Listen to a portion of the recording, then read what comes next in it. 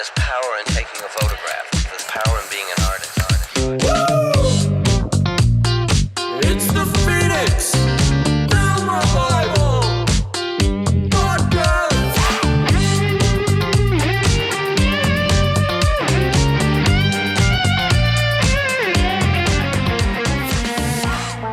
We're back for another episode of the Phoenix Film Revival Podcast. I'm your host, Daniel Iannicone, and I have with me Stacy. Hello.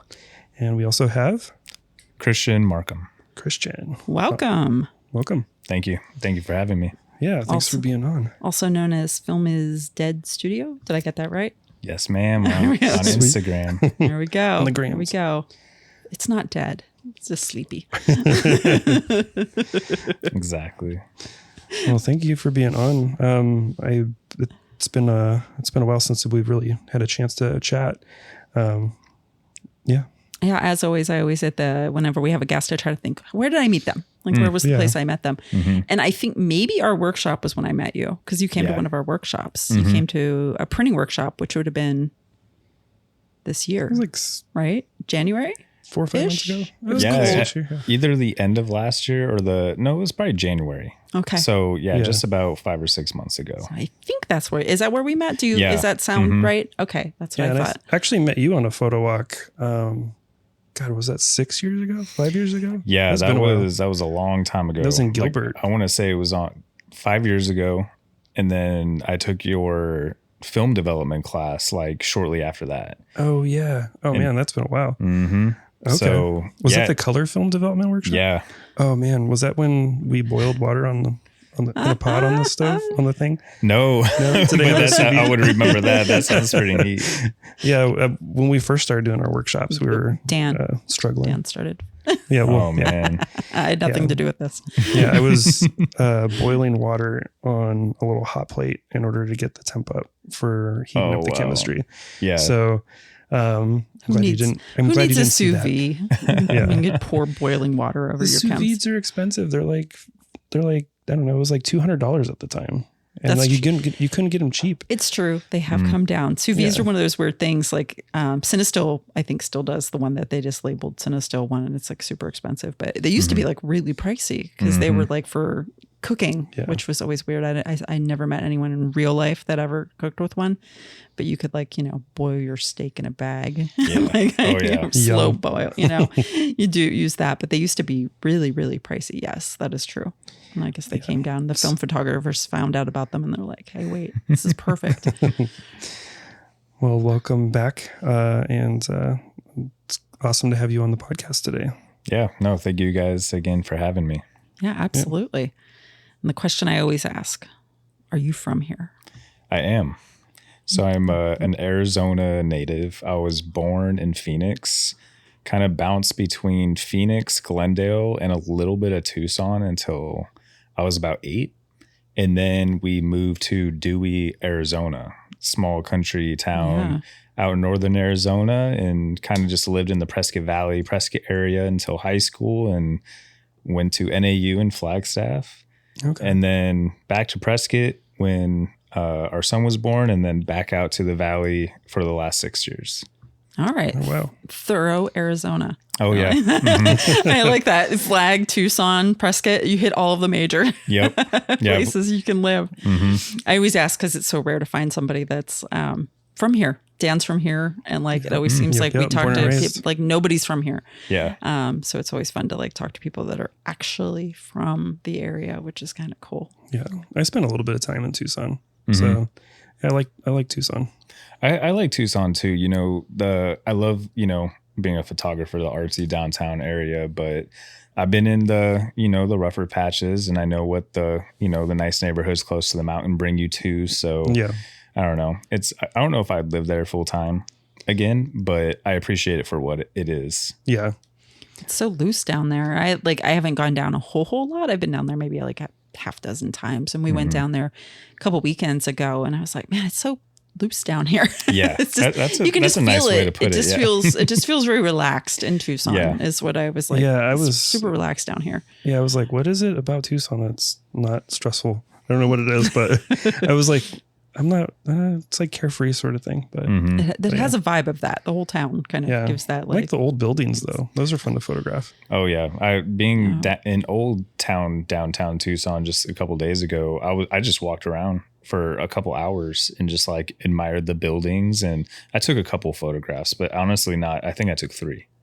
And but mainly, just want to see the galleries and all of that kind of stuff, and just never really had the time before just to literally walk around for a little bit. But I had time to kill, and it was eventful for sure.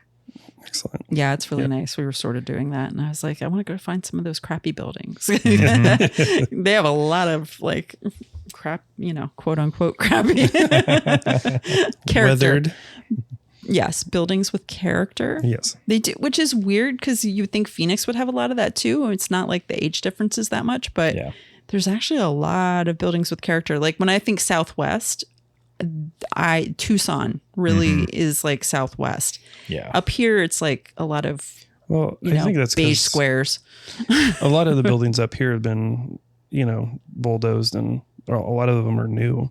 Yeah, that's what I'm saying. Like they've left a lot of their original stuff. Yeah. There. They just haven't had the money to actually like build up.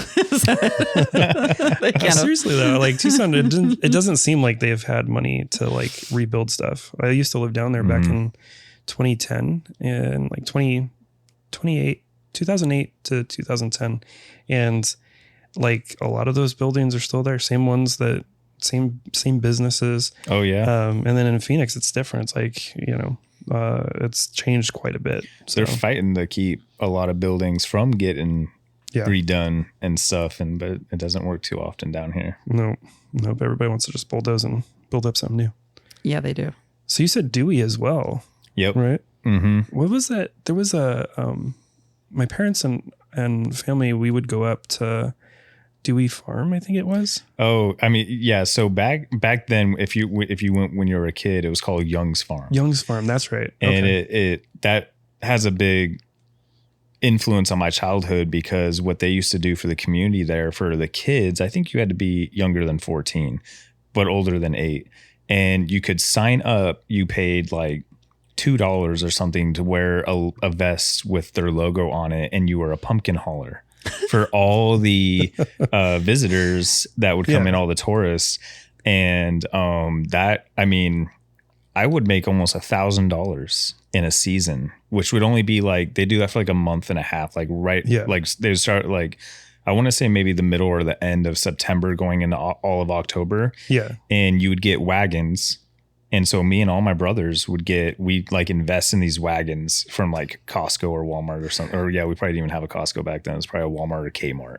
Yeah. And we'd go and ask all the city folk if they'd like help hauling their pumpkins back to their cars, and you would only make money on tips. Yeah. I was going to say, isn't this sounds very child labor like? Oh yeah, no, it was all tips, and it was a big like community kind of thing. You had like volunteer parents that would be like your supervisors and stuff, and you had to take breaks and everything, but if you wanted to go earn some cash, then like every kid in the neighborhood would do it. Yeah. And fun. So, that's how there's a lot of other ways for like a kid that age to make that kind of money. Yeah, really. That sounds like a lot of money for a kid that age. Oh yeah.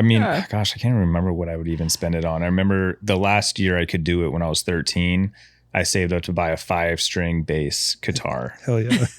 And so I was I'm still am, but big rocker, I guess. And so that's what I ended up buying. I bought like a $900 5-string bass. Nice. It was worth every penny. Hell yeah. Very nice. That's a fun gig. Sounds like. Hauling pumpkins around. Yeah. How if that even just like shows a glimpse into like how just like small town like Dewey is. I was gonna say, I don't think I've been to Dewey. Have I? I don't think so. I don't think so. I don't think so either. Yeah, my parents used to go up and we'd get hot apple cider and pie at the little shop there. Oh yeah. And what else was there? It was a petting zoo, I think. Yeah, I'm not surprised. I mean, so they still do it. every year to this really? day, but now it got taken over another family called Mortimer. It's yeah, Mortimer's Farms now. Yeah. But they've done a great job. Like, it still the character's still there, the atmosphere is still there, and it's still just as big. They don't have any kids hauling around pumpkins anymore. You know, to your point, Stacey, like that's probably gotten shined on a little bit too much. But Yeah, would you say the age range was there? Just started at 8. Maybe like because like It's pretty young. because I think we moved there when I think I was 8, and I remember we started that like the year after. Yeah. But like my brother Noah, when I was 8, he must have been. No, he didn't do it yet because he would have been like 4 or 5. That doesn't even make sense. No, but there were some young kids, if I remember correctly. Yeah. That sounds fun. I had totally done that. And then I would have spent it all on candy. Well, like, and you're at the farm all day. So we would always, it was easy to blow $50 a day if you're buying like apple cider and funnel cakes and the food and the stuff, all that alone. Like, you would just go ball out on that kind of stuff. Oh, yeah. Yeah, that's a kid dream right there. Oh, yeah. Oh my God. If I had like unlimited funds, it'd be all on like garbage like that. Like, When absolutely. you're that age and you have $50, like, oh man, you feel King of the world, man. Yeah. That and fireworks. Burn my money up. But, well, that's cool. Mm-hmm. That just takes me back. But, Yeah. anyways. So you're here now. You said you've been here like what, 6 years? Yeah, I guess maybe only 4 or 5. I was actually thinking about that because it was after COVID. Okay. And so, yeah, to get, kind of get back into the job market and get back on our own, we moved to Scottsdale and just started working out here. And so we've been out here ever since and enjoying the city for like what it is. But I think we miss the small town ultimately. And whenever that's a move we want to make or can make, in the future, we definitely want to do that. Yeah. But we do love where we're currently at, like just as like, phase of life where we're at in the city. We got, a nice little pocket, got good community. And I think like even selfishly right now, like the city is a good time for the artistry part of my life. And photography specifically seems to be having a nice little kickoff right now, or revival. Yeah. And so, so I'm excited with where we're at and, where the next couple of years will take us. Yeah, that's no joke. I've been saying that recently a lot. I'm like, it's nice to see a lot of stuff starting to pop that hasn't been in the last few years at all. I think there's always been little groups that have done little things and things kind of come and go and fade out and fade in. But I don't remember a time where there's been this much activity going on in so many different places, especially around photography, which is super encouraging to kind of see that happening, which is kind of great. A lot of groups, and some of the groups are starting to kind of come together a little bit too, which is even better to see. I'm like, oh wow, finally. It's very motivating, like almost in like a competitive kind of way. As a photographer, you're like, oh wow, everyone's getting on it and curating work and putting together shows, and they're acting on their art, and it makes you want to do so as well. Yeah. So that's been nice. Yeah. In the past, I've always been like, why doesn't everybody like work together? And it's taken some time to really see and go, oh, everybody's doing their thing. And we recently had Rachel on. She had mentioned that everybody's kind of like, they're taking off. They're in their own space, making it happen. Yeah. And it's awesome to see so many different people, different groups like actually do that. So there's so much potential right now. For the longest time, like when I first started doing, getting into photography and really finding a film community here in Phoenix, it was really hard because there was like, I don't know, a group of 200 people in a Facebook group, and there was really only an active of like 20 people. And it was it. That was kind of like, that was the group that I was aware of. I'm sure there's other small groups here and there, but now, fast forward from, was that 2016? Now it's 2025 and like 10 years later, basically. And, we've got a lot of different people making it happen. Starting to feel like a bigger city. Yeah, it is. There's like almost every weekend, there seems like there's some sort of photography thing happening now. And I was like, that was not a thing even a couple years ago. Like, that wasn't a thing. And actual things like Sam Key, he's been going really hard on shows. Like he's really getting it out there for people to actually show work. Yeah. Which is a huge deal. He just moved to, where's he at? He's in the Garfield. Yeah, they're in Gallery. Garfield Gallery. Not in Garfield, but in the Garfield galleries. Yeah. That you're on, Galleria. Galleria, which is off of McDowell. Which Dan briefly run. I don't know if we talked about this before on the podcast. Jeez. Dan we need an episode just for this, but Dan briefly ran a brothel through indirectly. Well, it wasn't me. It was like part of one. I didn't realize it until one day I clicked and I was like, oh, okay. But there's a long story behind that one. He didn't actually run the brothel. There was a real brothel though. Oh my God. Yeah, Dan did not run it. He was just indirectly. Yeah. We bailed out of it as soon as we. There's a story on that one. We'll have to tease our audience. I won't forget about that. Tell them to come back for that. Dan will have to go the long story, the long and the short. Yeah, he didn't do anything wrong. We'll leave it at that. Dan didn't, but we had a little brief stint over at Garfield Galleria. But yes, we were in that building. But yeah, it's exciting to see Sam Key over there. Yep, absolutely. He needed the space too. We haven't been into the space, but I know his other space was so small. It's really cool. I'm sure it was a space problem in the other. It turned out great. The first show they just had there turned out really good, and kind of funny. We actually just locked in. I'll be their second solo show. Nice. In August. Oh, cool. So I think we're gonna lock in. I think August 19th. Nice. It's like the second Saturday of the month. Okay. So yes, likewise. Like I'm excited with what they've done, and that's something like that wasn't really being done before, like that, and especially I've been impressed with like him pushing almost underground photographers. Yeah. Like just, not like mainstream or anything, but giving people a chance to have like really raw style of photography. Absolutely. And seeing that in a presentation space has been real, inspiring. Oh yeah. Yeah. That's always really nice. Cause a lot of the time when you do see things presented, it's usually people that are, a little farther along, a lot more polished. Right. And it's like, he's not forgetting about the people that are just out there doing it and like raw and not so polished. And that is just as valid as all the other people too. I mean, you have to, one, start somewhere. Two, some of those people, it's very much an aesthetic thing, like some of that street photography. And I kind of like to see it presented and it's raw in its form. So seeing it presented kind of raw, with just like loose prints and stuff kind of suits it. So it's like, I like that he's okay with doing things like that. He's like, he seems very flexible. So shout out over there. Absolutely. Keeping that going. And I know he moved spaces and I'm sure that was like a whole thing. That's always. Well, I'm sure he's keeping the tattoo shop. Yeah. His wife works in there. So. Yeah. Are they married? Yeah. Okay. I was going to say, I just called her wife, but I didn't know 100% there. I was like, I think they're married. I didn't want to like marry him and if he wasn't married.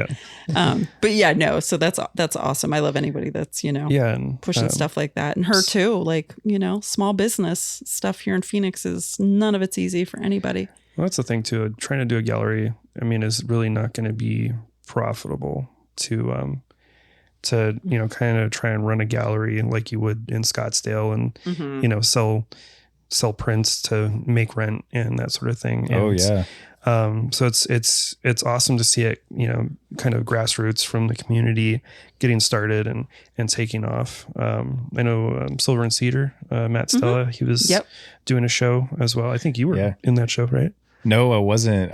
But Colton a bunch of newer newer to me, I guess. Photographers. Yeah, Colton Berry. Yeah, we saw Colton in that show, and there's a few I saw people you printed that, right?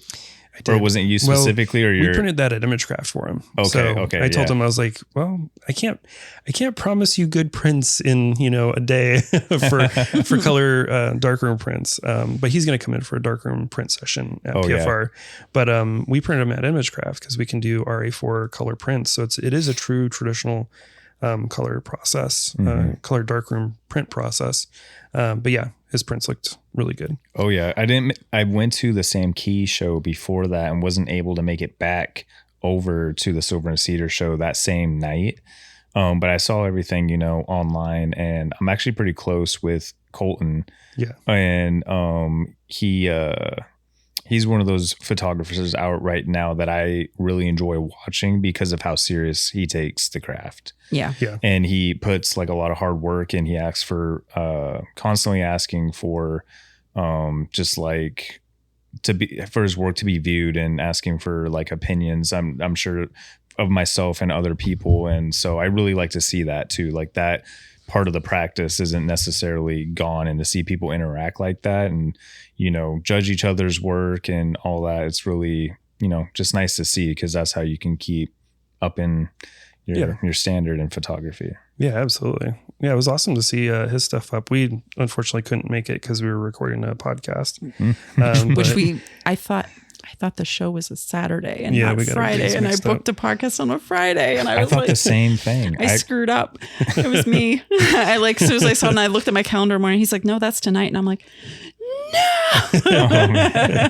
it's like, Yeah. like right on top of the time too. I was like, oh no. Yeah. So I sent a message over to Matt, and I was like, sorry, man. Sorry, we didn't make it over there. And And I they was only like, did Sam, it for same thing. They only did it for one night, right? Yeah. Okay. Yeah. And I was like, oh, those one night ones can get a little, that's the thing too, with like so much a kind lot of of going work. on. A lot of time you can't necessarily get to everything Oh yeah. that's going on. And it's like hard. And it's like, damn, we're always so busy. And it's like, we want to show up for like literally every one of these events. And it's just, sometimes it just doesn't work just because, I mean, everybody's busy. What are you going to do? I mean, it's hard to do. But yeah, I saw some of the video. Matt did a nice, thank you, Matt, by the way, if you're listening. Matt's been on the podcast before. Thank you for doing the walkthrough of the gallery, because he did that after the show on his Instagram, and he did a really slow walk through and showed all the pieces on his story. And I was like, oh, good. Thank you. Like, I appreciated him doing that, because I actually got to see what was in the show.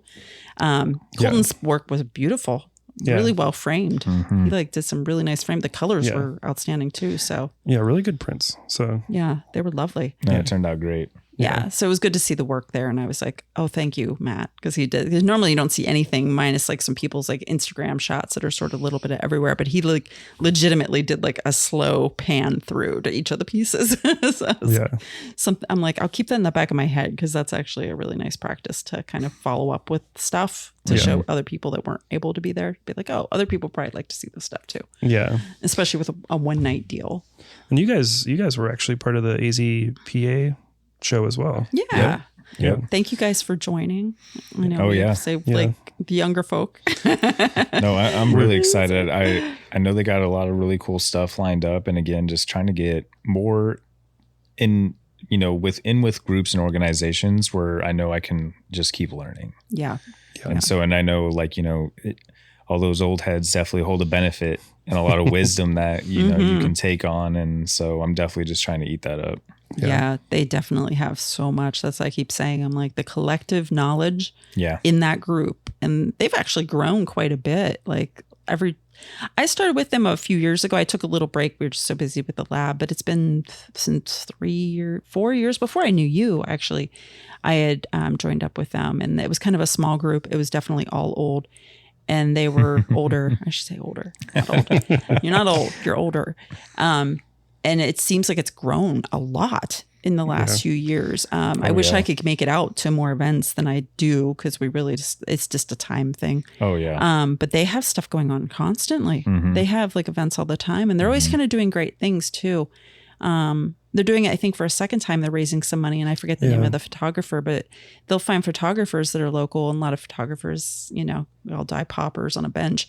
And, you know, your gravesite's not so great, and they're raising money to like give them a better headstone. And they've done that before. And that's amazing stuff that they do, you know, that's like kind of stuff that other people are definitely, that stuff's not on their radar at all. So it's really cool. And they've been doing like art critiques, and they're doing like movie nights and stuff like that. So I'm bummed they missed out on their AI thing.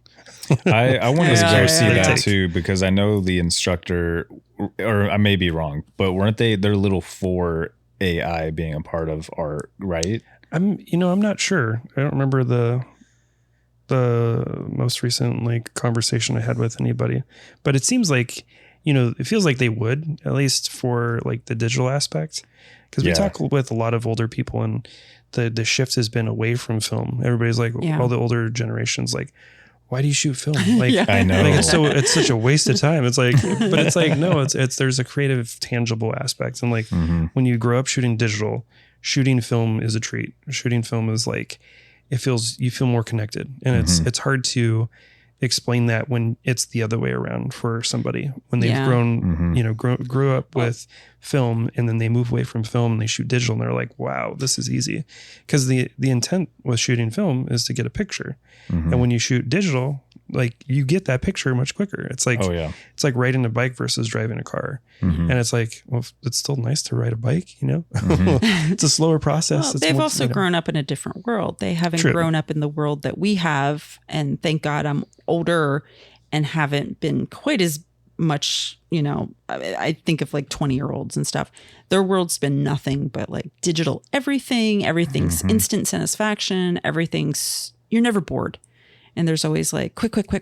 And they didn't grow up in that. That's a very different world for them. So for us, it feels like, oh, it's nice. I get to slow down a little bit.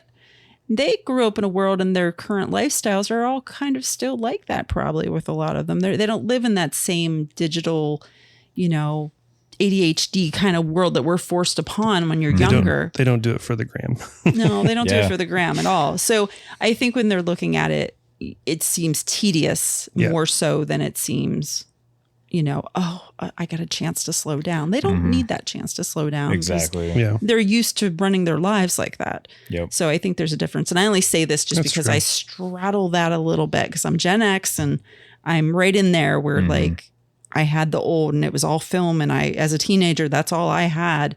And then when I become, my 20s, that's when digital took off really kind of. And so it's just this interesting, because it's weird. We talk to a lot of old people like, why are you doing film? Like it's like a question constantly. And if you walk around with your film camera, they'll be like, people still shoot film? Like, and they're like, we talked about this with Rachel, and you get questions about it every time. Oh, you can still get film. No, I'm just wearing this as a necklace. Oh yeah. It's funny. I never even really thought about it like that. Like, cause that's constantly a question when I come into interaction with anybody like of that generation, and to think about it in a way like you explained it, like that was their whole life, like was all a slow alternative work hard type process.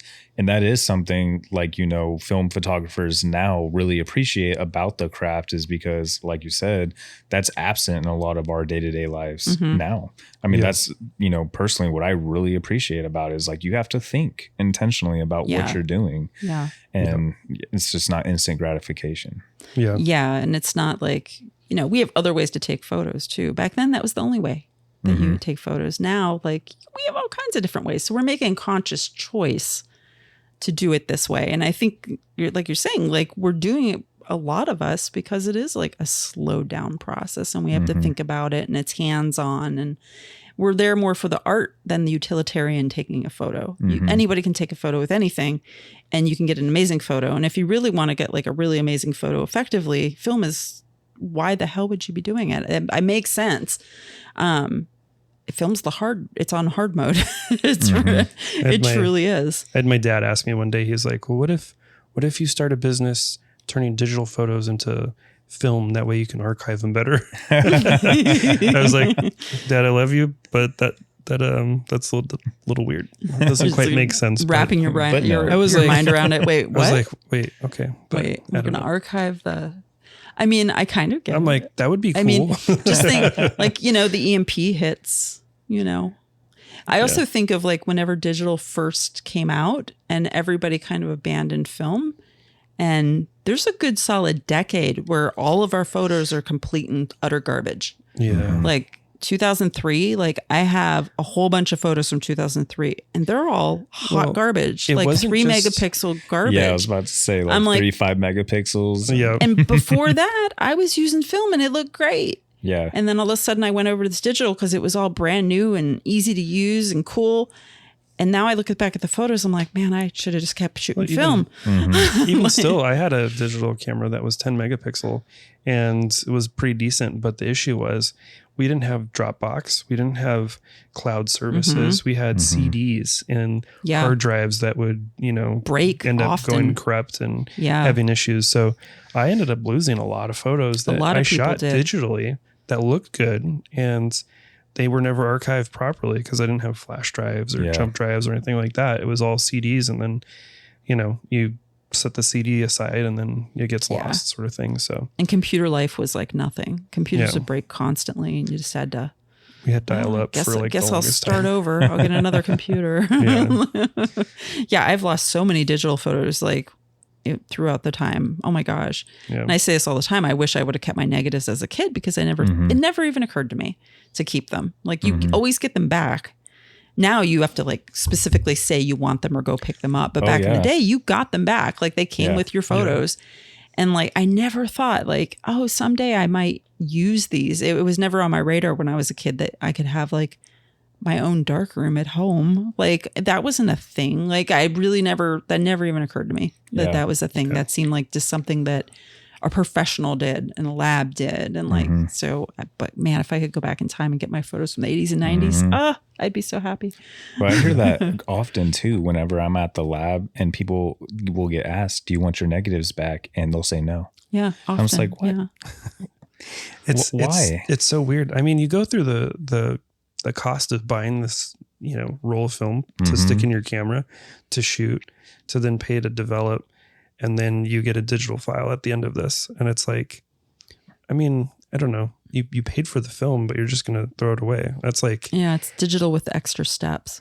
Well, it's like buying like, you know, socks and using them once or something. Yeah.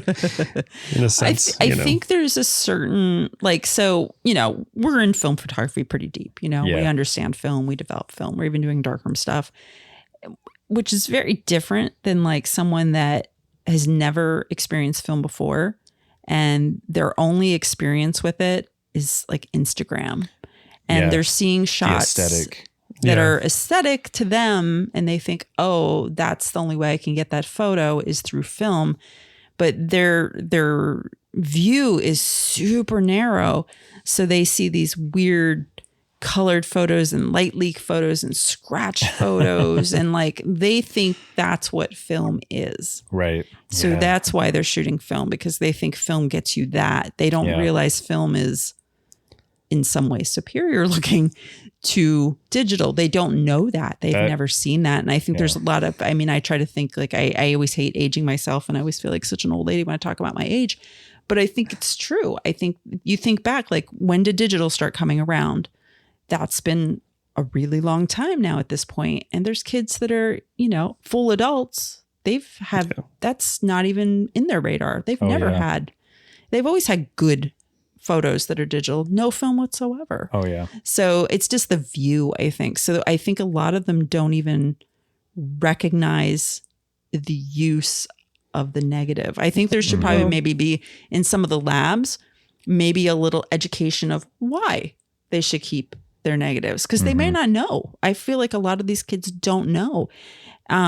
They know the film that they send in. They know there's film there, and they know they send it in, and they know there's negatives, but I don't think they get the bigger picture of why you would want to keep them. Well, you know, from a money standpoint, I feel like it just is easier. None of those kids really have that interest. I mean, it's a cost to keep them and not right now, sleeve though. them and all that jazz. But to explain to them, you know, this is your backup. You know, yeah, but Walgreens it's the ultimate backup. I mean, that's what that's single-handedly my favorite part of film, like photography in general, is the negative. Yeah, to have it and store it. Like, absolutely. You know, we're all different, you know, whatever. But that's a process I personally truly enjoy, is archiving. Yeah, and like seeing everything. And you know, I think you're definitely right with educating on like what you don't know, you don't appreciate yet about it. Yeah. And so, cause you've never not had it. So, yeah. And something that really stuck with me is a guy that came in and took a workshop with us. And he had mentioned that he had all these negatives and he had them digitized back when that first started being a thing. And they were terrible scans back in the day. Like when they first started, just awful. If you've ever gotten one of those like little boxes for like $100 on Amazon, try to scan with one of those, that kind of scan, you know, really just quite terrible. And he's like, this is great. I can scan them all. And he got rid of all of his negatives. Oh man. And now he's like, I lost all the negatives and they were terrible scans. And it's like, you don't know where the scanning's kind of a new thing. And film wasn't meant to be scanned. There can be much better ways that happen later that make your film look even better, or your scans weren't actually true to what your actual film looked like and you don't know. So it's like, that was sort of a big thing. I was like, oh man, you thought you had him scanned and you didn't need him. But in reality, his scans look like absolute garbage. And he was like really sad about it. Oh man. Like that's even one, there's another reason, even if you got it scanned, who knows what's around who knows? I mean, plus that's like, that's the photon came off the thing and hit that film. It was like there with you whenever you took that photo. So that also is, kind of like slides. People don't get rid of slides, even if they keep those. Yeah, slides are pretty rad. I mean, I feel like film is sacred in a way, but that's just us. I mean, I know we take it very seriously. Oh yeah, but I feel like a little bit of education for the folks that are just to guide them a little bit, because people are always surprised. We get that a lot. We get with kids, we see it constantly in the lab. With like when we do the lab tour and they come in just to shooting on film, they've never done it. They have grandpa's camera. They're just figuring it out. And we turn off the lights and show them the red lights and show them the enlarger and show them the trays and say, hey, this print was made on the wall, like no computers whatsoever. Yeah. And that's it. You see like eyes open up wide and it's just like, what? We see it repeatedly over and over again. It's just a world they just haven't seen. Oh yeah. They're just not exposed to it. Even when you know of it, nothing can compare or prepare you for that experience that you have when you're in the dark room. Like for me, I've been a photographer 10 plus years, shooting film for at least 7 years. And I had never done darkroom stuff until I worked with you guys. And it was something I was really excited for. And I was very knowledgeable of what the darkroom consisted of and the processes, always from, an outside of the darkroom perspective though. And so even that night, like I was just like in awe the whole time. And it felt like I was stepping into something new in photography that I like had never experienced and hadn't given a shot yet. And that's been like my current world now, because that was 5 months or so ago. And that's all I could think about now with my photography is how to get from negative to print completely analog and experiencing it full. And nothing beats it. Yeah. It's just, it creates a whole other level of appreciation. Yeah. Have you been shooting a lot differently than you were previous to that? I definitely don't. Yes. I don't. I always, for whatever reason, I always liked the idea of consciously overexposing, regardless, because I knew what the result would be through a scan. Right. And I've always been very fortunate to have very, very nice quality scans. And I'm not one to really edit my photos. But when I started looking at my negatives through an enlarger, the overexposure didn't always go in the favor that I thought it would. And so it made me view those results a little bit differently. And so that's in one way how I've definitely kind of went back to like really look at my practice and what I'm compensating for, whether it be a digital scan versus enlarger. And I'm trying to basically find like a happy medium, because I'm very much like I want to nail it in camera, even though that's not always 100% possible. I'd like to do the least amount of work in post, whether that be through working a scan or an enlarger, but I keep the same technical practices in both. Yeah. Just dodge and burn, maybe contrast, but those are pretty much the only things I touch. So yeah, it makes a big difference once you print versus scan. It's like, it's such a eye-opening, situation where you can see your work and appreciate it differently. It just, I don't know, shooting or printing rather, it just makes you a better photographer because you have this different sort of experience versus, the scanner saves you in a lot of situations where the print tells you the truth. Yeah. And, Stacy does a lot of printing and she prefers printing and then scanning the print versus scanning in the negative. And you definitely get a different result because you're not passing light through the negative to create the scan. You're instead reflecting light off of the print to make the scan and turn it into a digital file. So you get definitely a different feel. It's a rewarding process. Like I've seen my work digitally scanned and then I print it and then scan it. And I'm like, yep, I like that better every time. Like every time. Oh yeah. Just the one print that I started with you guys, like when I first saw the print versus because I had only experienced it through the scanner. Yeah. And even though the scans are high quality scans, there's just something about the tonality of the paper, and that brings it, that's far, personally far superior in my opinion. Yeah. And I think like it really, you have to experience it and you have to see it and look at it. And, when you watch that white paper turn into a picture that you took, I mean, it's like you never get that moment is like never gets old. Yep. Yeah. And so, for sure. One of the other things too is that I wasn't thinking about this until somewhat recently, but darkroom printing, you have a true black and white print. You have a print that's the silver, changes in the print to create the tonality. Mm-hmm. So as opposed to an inkjet print where the ink is a mixture of all of the colors that it's outputting in order to generate a black tone. And in some cases, you might just get a black ink, but then you don't get the tonality. And so in order to create the tonality, you need the other color inks to mix together to give you a rich black. And it's just kind of crazy because it's like we do printing at my day job, and we do these metal prints, which we've done for Stacy for her show. And if we don't print the ink just right, we have to manipulate the black and white images to get a good balance. Otherwise it goes magenta or it goes green. Oh wow. And you have a really beautiful large print and it turns into just like this terrible mess because you get the shift. So it's just, I don't know, something about the darkroom, just the simplicity, but also just the workflow and everything is just rewarding. Yeah. Are you shooting more black and white than you did before? Or were you always kind of shooting black and white anyway? Yeah. Right now, I pretty much only shoot black and white. Yeah. And I don't see myself going back to color. Really? Honestly, probably ever. Yeah. That's what happened to me.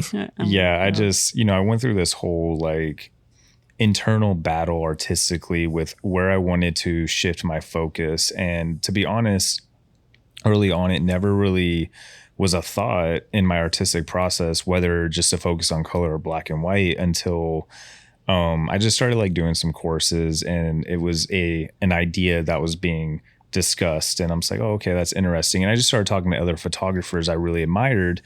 And there was a common theme. They were all black and white photographers. And I was just like, why do you guys only shoot black and white? Because I always thought of myself originally, like 5 years ago, I'm like, oh, I'm a color photographer if I had to choose. And, just through discussion and through trying to become more self-aware through how I go through my creative process, I'm very ADHD in a way where like I get decision paralysis very easily. And I never was too aware of it before, where when I would shoot color, I constantly overanalyze my photographs, and I would almost miss crucial moments because I would be too focused on the surface level of what color provides. And so when it was kind of, discussed with me, hey, maybe you should just try shooting black and white. And I was like, all right, I'll see how it is. And at first, what I noticed was just while shooting and being, hey, I am shooting black and white, I'm going to focus on different aspects that I necessarily wouldn't focus on with color. I just enjoyed it more. And then I started getting peer reviewed, and my black and white work just stood out way more. Also just getting the feedback from that too. The black and white work felt more truthful on what I was trying to do. Yeah. And also just like was better than my color photography. I wasn't so distracted with matching color contrasts. I was now looking at light and tonality and and textures and different ways to compose an image and look deeper into the subject. And so I ultimately started viewing color as like too much of a distraction. Gave me decision paralysis. And so for the next couple of months, I'm only going to shoot black and white. And that was like a year and a half ago. And I've only shot black and white since.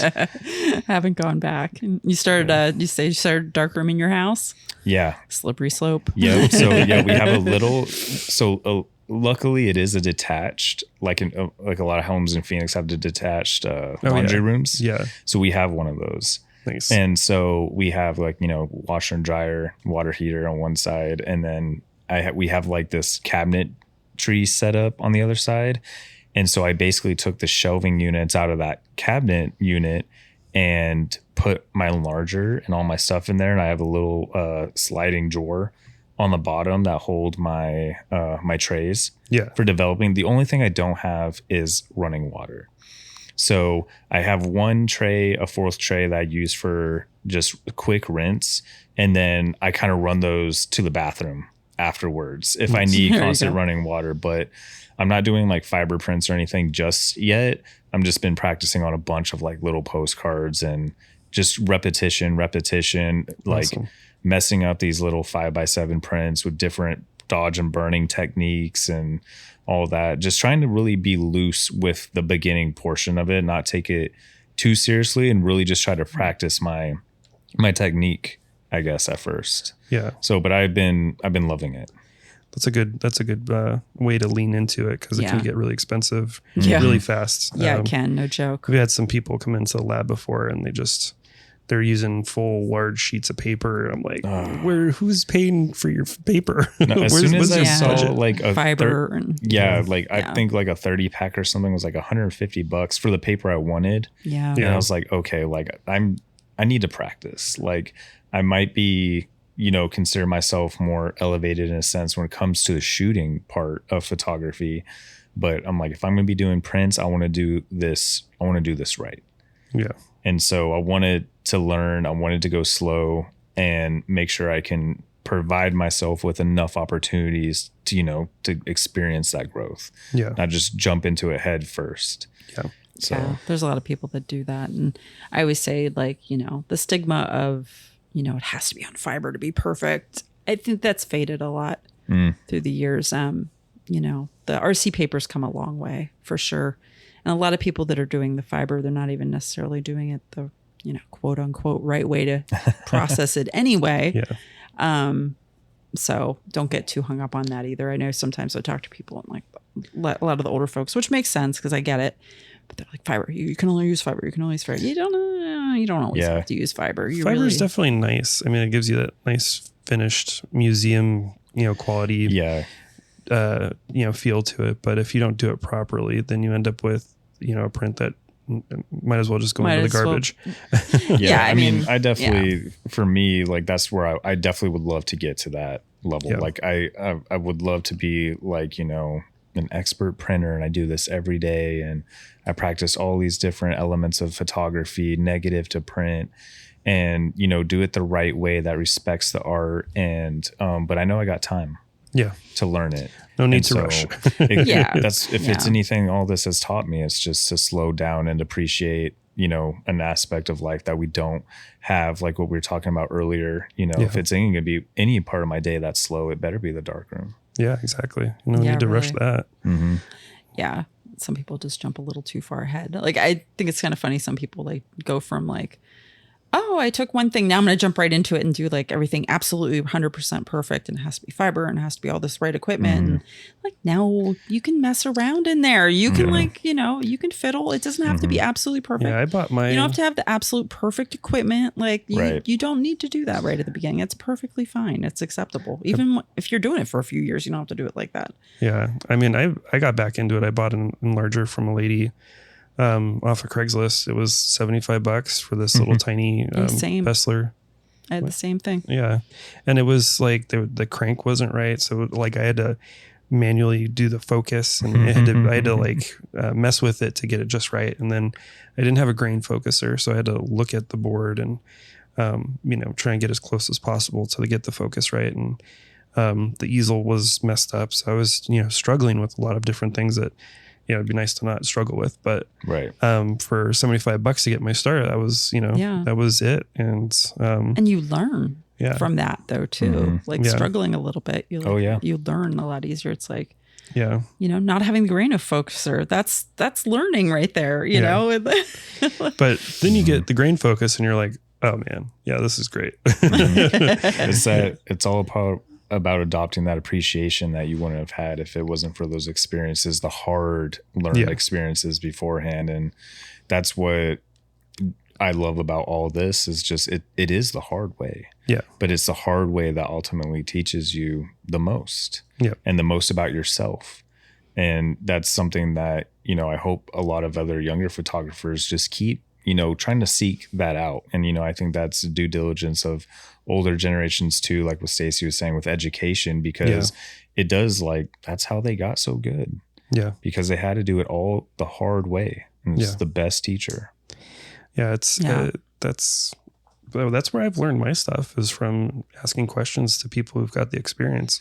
And it's not just one person. I don't put all my faith into one person and trust what they say and ignore everybody else. It's a little bit of, you know, what is your perspective on this, and where are you coming from? And, you know, do you print a lot, or are you, you know, experienced and know a lot, or, you know, that sort of thing. So I've talked to quite a few people, and that's it's kind of how I've managed to get where I'm at with printing. But yeah, everybody. But then at the end of the day, I'm like, well, when was the last time I actually made my own darkroom print? So, but anyways, it's been a while. But everybody comes from it from a different background. And there's a lot of people who are like, oh, my way is the best way. You know, it's the best way for them, not necessarily for you. I always tell people, don't be afraid to screw up. Like it's going to come with if you are afraid of screwing up, you shouldn't be doing film anyway. Yeah. Because you're going to fail all the time, constantly. And the same thing in the darkroom. Like, I screw up all the time in the darkroom, like constantly. I've wasted so much money, so much paper, so much chemical. Like, it's part of the process. Right. It really is. But it's all like, it's all learning, and I'm still having a good time. Like, I always say that even when I'm like screw up, I'm like, oh, it was still fun. As long as you're moving forward with it. I mean, everybody's different. There's some people who are very particular. And, for sure. You know, want to do things just right. So people can be very hard on themselves. I'm so opposite of that. I play it very loose and fast with like freaking everything. And I'm like, if I screw up, I screw up. It doesn't have to be perfect. My common thing with Dan is it doesn't have to be perfect. It just has to be done. Like, I say that a lot with a lot of things in life. And I'm very much the other way around. And Dan's absolutely the other way. Yeah. So it's like, you know, you just have to find what's good for you. Yep. And I hate when people get like, you know, gatekeepy, that we always say gatekeepy on this podcast, but it's true. There's a lot of people get a little gatekeepy about like their method and the way they do it. I'm like, oh, you can't do it any other way. I'm like, man, don't say that to new people, like, because that just scares them off. And like, it makes them think they can't do it. It's like, no, man, you can totally do this. Like, we tell people all the time with like the dark, I'm like, oh, I don't have the room and the setting. Like, dude, you can get a really tiny enlarger. You can make this happen. I used to do this on my toilet. Like, you can totally do it. Oh yeah. One of my favorite things looking up when starting all this was like Googling tiny darkroom setups and just seeing how creative people could get with the smallest spaces. Yeah. Crazy. And I was just like, blown away by that and really intrigued, and that really gave me confidence, like, okay, like I can do this in a closet. And then potentially came like half a laundry room, which is still I say laundry room, but it's nothing more than like a handful of square feet. Like, it's absolutely tiny. Yeah. And so it's literally like a little closet darkroom. So yeah, where there's a will, there's a way. You absolutely, you can figure it out. Like, yeah. I was just talking to our friend Kurt the other day, and he's like, yeah, I'm going to print tonight. I got to wait for the sun go down because he doesn't have any way to block out the light. Yeah. So he has to just wait till the sun goes down, and then he can print. And I'm like, man, that works. I did the same thing. I'd wait till the sun would go down, because my bathroom, it wouldn't seal underneath and it would get really bright in there. So I'm like, all right, it's fine. I'll just wait until the end of the day, and that's when I'll do that process. So yeah, I had a bathroom that I was in. It was a half bath. And I would tape myself inside, because I'd just use gaffer tape, because the door would let too much light in. So when I would go in there, I'd be just like taped in. Like, oh, I'm just in here now. So do you have any recent projects that you're working on? So I just finished up actually quite a few.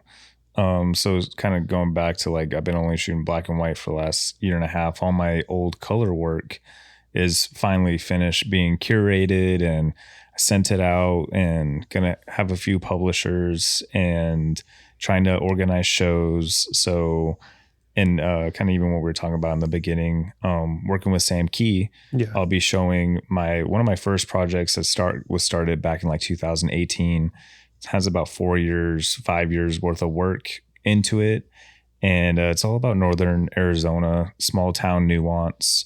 Just given that time in my life and then going into COVID allowed me to be flexible with traveling with my family. We had our son was pretty young back then, and we lived in a 20-foot-8 bus. So we kind of just like went across Northern Arizona and did these little trips. And I'd bring my camera and just photographed whatever I was in front of at the time. And I didn't really have a very linear narrative or very close, but it was just small town nuance.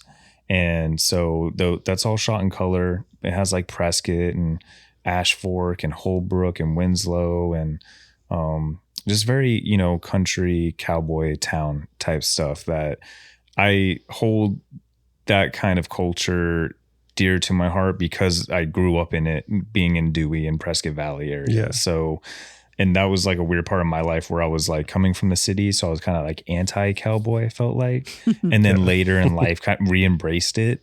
And so, it ties back to being like kind of like an identity confirmation thing. And so that's going to be coming out in August. So it'll be a book. Awesome. And show at Sam Key, August 19th. Awesome. And then working on another show at the end of the year, talking to a few galleries right now. And that's going to be all my most my modern street photography in kind of like the Phoenix area.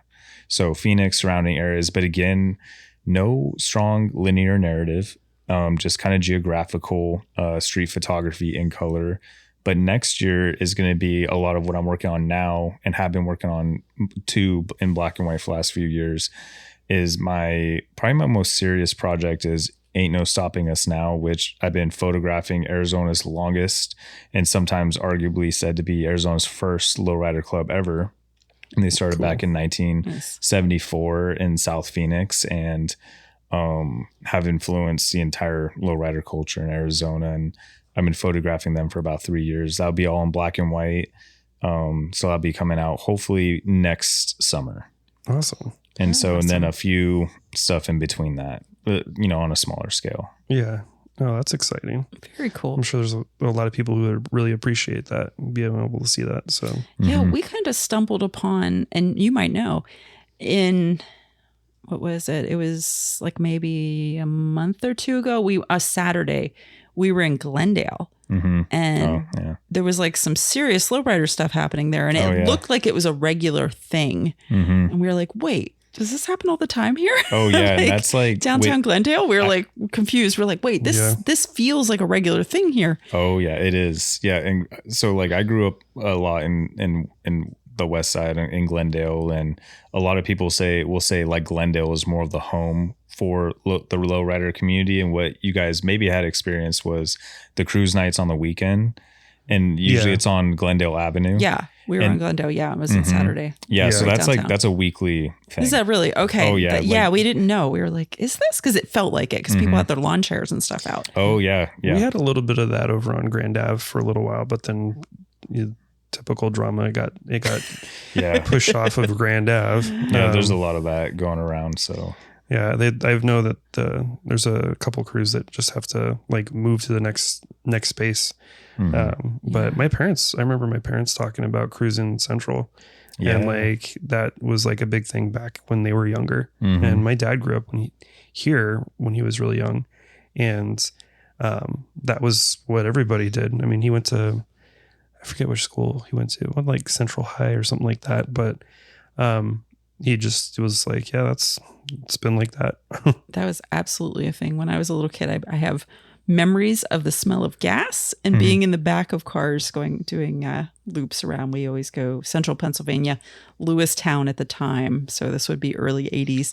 And I'd be in the back of the car. And like people would just like, I remember my parents like, and we'd be in our little cars and just the Pinto. That's awesome. We did it. There was something cooler than that at that time, pre-Pinto, but we had every piece of shit car there was. We definitely had a Pinto. It had no, the floorboards were gone. So if you went on a puddle, you got soaked. But no, we did have something cool, and I can't remember what it was. I have to ask my brother. My brother would probably remember what it was. A gremlin? Those are cool. We didn't have a gremlin. No, I have to ask my brother for sure. He would be able to tell me.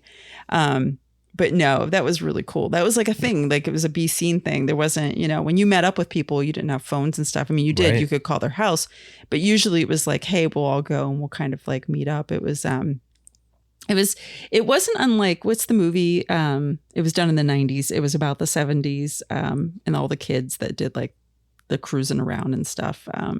It was like the end of school and they had the football players and I can't remember the name of the damn movie.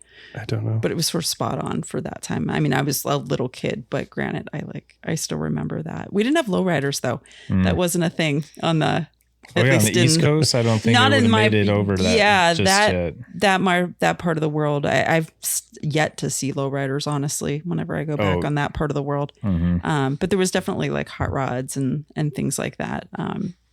But yeah, I have weird memories of that and smelling gas. The smell of gas brings me back to that. Yeah, being more involved in that community and just experiencing it firsthand has been a real joy to be a part of. Because I always was aware of it growing up, but I wasn't really like in it like that. And so to see it now and the way I am with the club now, and like I go on cruises with them, I am invited to all their intimate gatherings to be able to experience it on another level has been awesome. As one of the main reasons why I love enjoying doing documentary photography is getting out of not just my comfort zone, but out of my world and experiencing the worlds of others and being able to tap into that and learn from that has been a wonderful experience.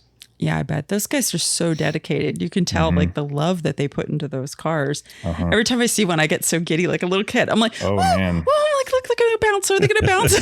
Oh yeah, those things. I mean, those cars are like they're works of art. They really truly are. Some of them, just have generations of work put into them, hand painted, half built or hand built and. It's just incredible to witness, and you just end up developing a lot of respect for the culture, what they put into it, and it just makes you really appreciate like how we see ourselves and what we put into our identity and how we connect. And so it's just been really cool to be a part of and happy to be a part of it. Yeah, it's like, I mean, just like film photography, you get the nerds that are kind of like us with like, the whole, lab process, chemicals and all the weird stuff. And exactly.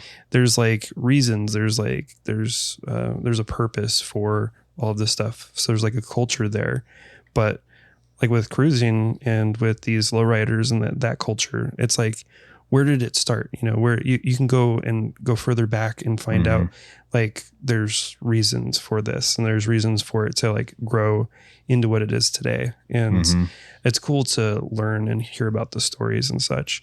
My cousin had a Chevy truck then. He was in a cruising club in Tucson. Oh, hell yeah. And it was I forgot the year. It was a 90s model Chevy, really nice paint job. Had the shell on the back. I forget what you call that. The Tonto cover. Like really nice, clean, shiny gloss finish. Windows were like blacked out completely, and it was a lowrider too. So really tiny truck, but it was fun cruising with him. That's cool. Before he ended up eventually selling it, but. I remember my sister went with him one time and was cruising down the freeway, and he was dragging it and throwing sparks and stuff. So, yeah, it's definitely fun. Very cool. So, what's your photography dream? Like, what do you see yourself doing in the future? Do you look in those terms as far as like far out, or are you more of a day-to-day guy? No, I definitely look that far out. Yeah. I daydream it like all the time. As far like for photography, I'd love to just be in a position where all I feel like I need to do or have to do is take pictures, and the making money part of it. I'd like to really be in the fine art world, I guess, part of it, where it's me taking pictures on what I find interesting, and hopefully I can make a living off of selling my art, and I can collaborate with people, which I do think is something, I don't think is completely new, but something I see becoming more of a thing is like these collaborations that artists have with each other. And so not really necessarily always working for a commission, but on collaborative work that gives you a little bit more creative flexibility. Like you're not developing these or taking these photos for someone. It's with them. And so I can see myself working on that kind of an aspect, but I just recently decided I wasn't going to take photographs for anybody else and just solely focus on my projects and, get funding through grants and really try to get to that next step of where I am presenting my work. But that's where I would want to see myself doing full time, in the future, and then being a part in the community any way I can, which at that phase I would hope be teaching the younger generations. And a lot of with what we talked about today, bringing more to the mainstream on, what's to appreciate about those analog practices and, the philosophical way about it that we feel so close to. And so, because it teaches us things. And you can take those elements of photography and the analog practice and apply them to day-to-day life and how you live and how you view things, and just help other people develop a greater appreciation for it. So be involved in that kind of way as well. Yeah. And so, but I see myself being a photographer my whole life. Whether, I'm even doing that or I'm just that old dude out on the street taking pictures because I just enjoy it and they hang up in my kitchen. Yeah. I'd be happy with that as well. So as long as I'm still taking pictures, hopefully still on film, would be my dream. Yeah, that's awesome.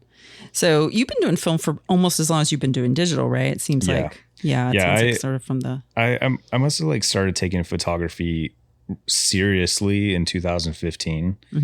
I've always kind of considered myself in the artist world. I loved sketching and drawing, and doing that kind of stuff. And I've been into fashion as well, but more on the artist expression type side of fashion. And then photography kind of came around more as an introductory to content creation because I was studying marketing and advertising in college. And a part of my degree was also studying videography, photography, and any kind of visual communication, so graphic design as well. So I got to practice and learn on all that software and work with cameras and work with graphic design and learn all of that in college. And when I started working with my first advertising agency, I really loved working with the creative studio. And so I got to shadow all the photo shoots, all the video shoots, and I instantly was attracted to cameras, just in general, not even just photography, but cameras. And I loved cinematography maybe first before learning how much I just appreciated the stills. And so that just developed really quick, within a couple years. So between 2015, 2017, I was taking pictures, doing video, learning all that kind of stuff. Started my own marketing LLC. Pretty much I see today as just an excuse so I could take photos and videos for people. It's easier to sell photos and video when you also know how to develop websites and do social media marketing and all that type of stuff. So, but over the years, I just fine-tuned it down to where I just wanted to take pictures. And all the way up until now, where it's I just want to take pictures for myself. And I want to do it in this way for this reason with these intentions. Money's not even a factor, for good and bad sometimes. But yeah, those are my intentions within where I still, I see it going, and yeah. That's awesome. So do you have any photography beefs? I wanted to talk about beefs more. It seems like everyone has one. We never bring them up on the pod, but I'm I bet people have beefs. I feel like he's pretty chill. I mean, I don't know.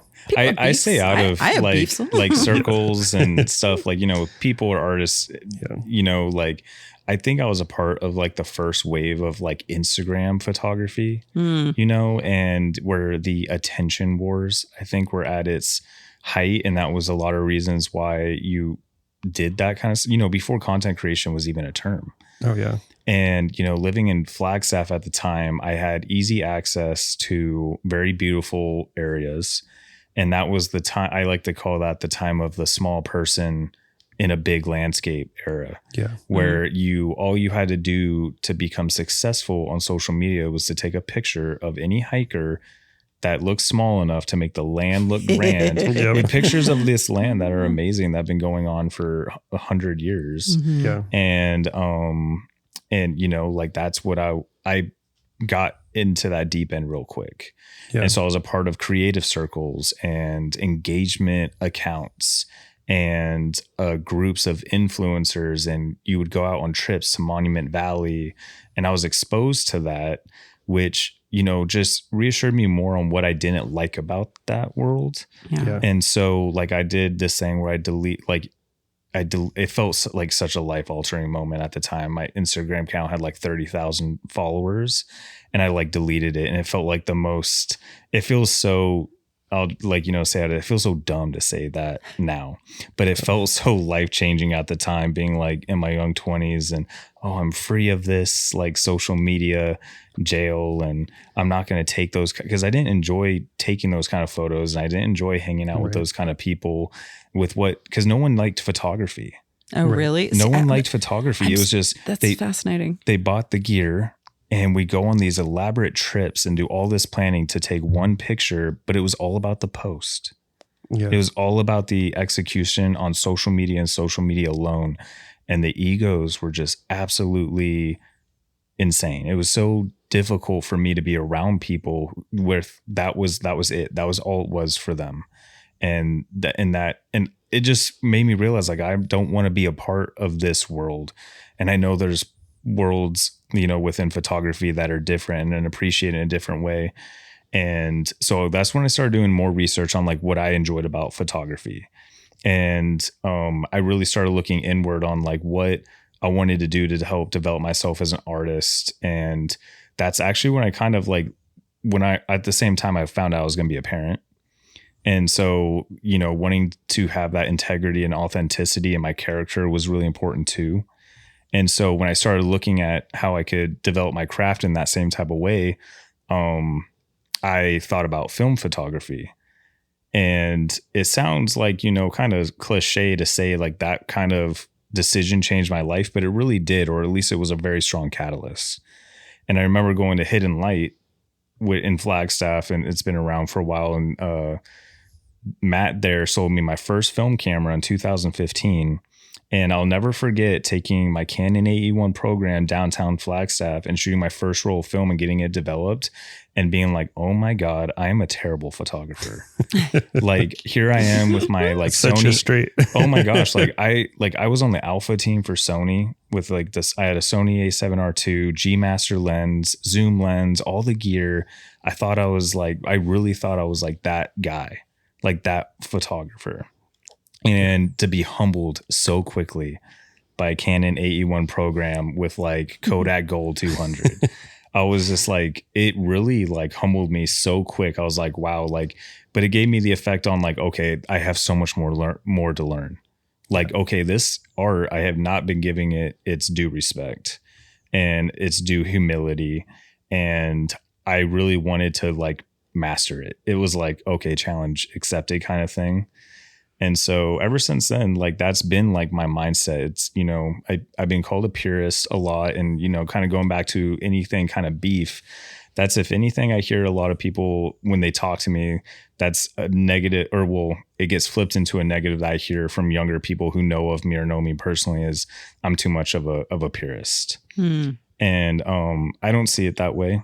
I just have like a great appreciation for what I've learned from the craft and this specific process being analog, and I don't take that for granted. I take it very serious, and I'm in this for the long run. And if it's anything I definitely always get a little defensive when I see newer photographers who almost like haven't put in the time, but they try to, I guess, like rush the process like all too quick. Like it's just all about their identity. It's all about this. I'm like, kid, you've been shooting for barely 2 years. Like just slow down and really see what it's going to teach you before you decide to say you're this, that, or the third. Yeah. And so just because I was it gave me so much humility doing practicing film photography specifically. And so, and now, about 10, 11 years into it, I don't even see myself near being like any kind of master or anything, but my intention is to keep learning. And eventually I'll keep elevating my standard of, excellence, whatever, and trying to just be a better photographer and, just by practicing all elements of it. Yeah. And so that's so fascinating with the social media aspect. I kind of always forget about those folks. For some reason in my head. I remember those days. It was crazy. Mm-hmm. I mean, and so many people were pushing to get like, it was attention and getting followers. And oh man, yeah. And I think it's a lot of people didn't realize, it took a while for me to realize like, okay, well, Facebook, like they're making money, but it's why is this like platform free? And then there's like all of this potential for like influencers to like be a thing. And it was like all of a sudden like, oh, okay. But anyways, it didn't even occur to me that those folks weren't into photography. No, I mean, that's what was like a big awakening for me too. Cause I was still pretty young. Like I was like 21 to 24, 25. And I was going on trips and working with people that were like in their mid 30s to 40s already. And that was like a lot of like, well, at least what I was exposed to, right, in my reality of things was like these landscape photographers. And that was just like the biggest thing. And then you were a part of, engagement communities because you wanted to help, help other people like yourself beat the algorithm, seem more popular than you are. And then the algorithm would work in your favor. Yeah. And so in being in advertising and studying that consumer psychology for, more than a handful of years, it really turned me off. Yeah. I didn't want to give the perception of something that I wasn't and push my art like in a way that, it didn't deserve yet. Mm-hmm. And I was doing all the loopholes to try to push it as quickly as I could. And that was one of my, my biggest humiliating moments with internally was I just didn't want to be like that. Yeah. And I wanted to give the art form the respect it deserved and really give it a real chance in this type of way. And film was the catalyst for me in that time. And I've completely changed my mindset, the way I shoot, the way I look at it, the way I study. I'll just always be a student of photography and I look forward to doing that.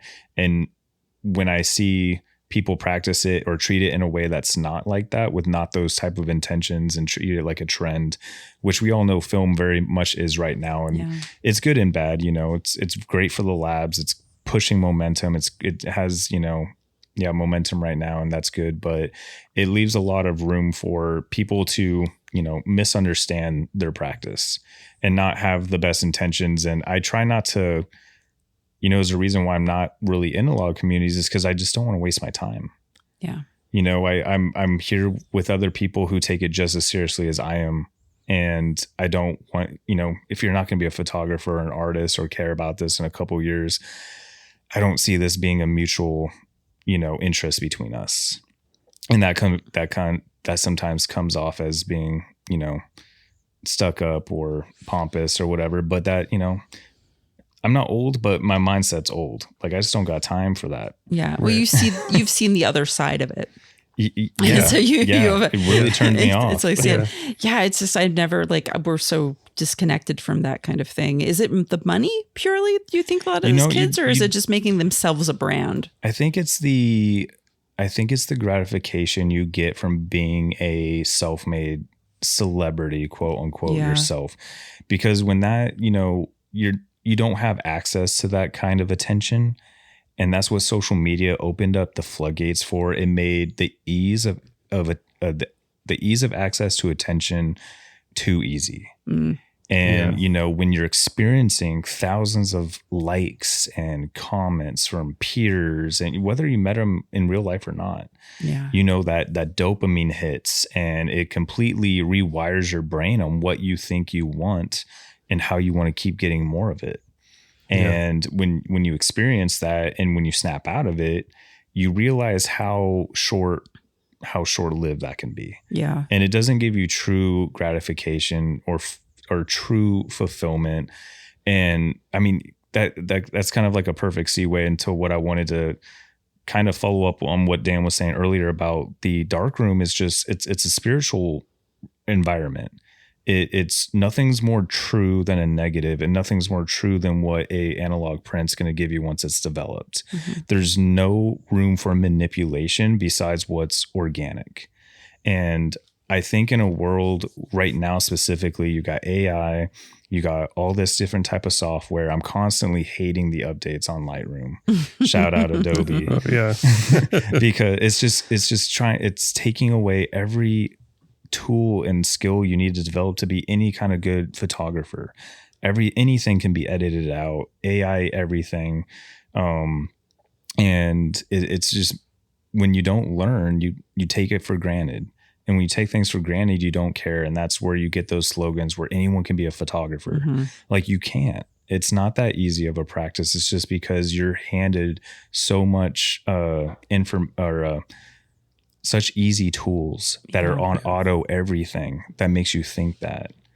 And so and if it's anything that I want to contribute to photography, it's hoping bring that narrative to light. It's do it the hard way, really learn what will feed your soul while practicing this, because the other way isn't going to give it to you.